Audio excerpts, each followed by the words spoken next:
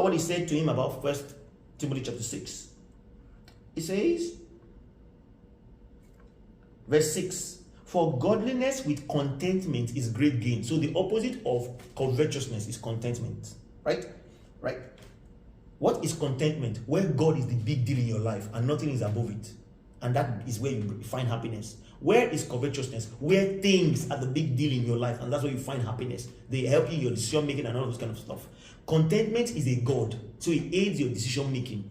That's why Jesus said you cannot serve God and mammon. Covetousness is a god, it's an idol, right? Okay, let's continue. It says in verse 7, for we brought nothing into this world, it is certain we'll carry nothing out. You see the mindset you should have? People worry a lot like, you know what, oh my God, after this life there is more, right? No, you brought nothing into this world, you're not going to take anything out of it. Everything in this world is in this world for us to deal with, right? And just ease off it, look at it, amen. It says, and so don't be big on things, rather understand that things are things that we should use to sort out things. Don't be big on things. Be big on God. That's the point. Because when you are big on things, you will make decisions based on those things. And the moment you start making decisions based on things, money, you compromise on God. A covetous man cannot serve God wholeheartedly. I'll say it again. A covetous man cannot serve God wholeheartedly.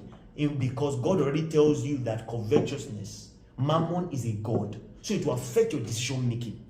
Right? It is contentment that makes you put God first in everything that you're doing, in your decision making. I want to buy a house. I want to do this. I want to do that. I want to do this. I want to do that. Whatever you do that will make you not able to serve God cannot be the will of God. That is what discernment, mentorship, and instruction will have given to you. You do something now because of what you are doing now, you cannot serve God. It can never be the will of God. Because God did not call you into this world to come and do those things. God called you into this world for the will of God. Amen. Whatever it is that you are doing now, because of that, you cannot serve God. It's not the will of God. Look at 1 Timothy chapter 6. I know a lot of people will struggle with that, but it's the truth regardless. Look at verse 8. It says, and having food and clothes, let's be content. For they that will be rich fall into temptation and a snare, and into many foolish and harmful lusts. Are you reading? We drown men in destruction and perdition for the love of money. So what it calls they that will be rich, what is in context, it means the love of money is the root of all evil, where which many have coveted after. They have erred from the faith. What does it mean to err? Drive away. Go away. What will covetousness as a mindset do to you as a believer?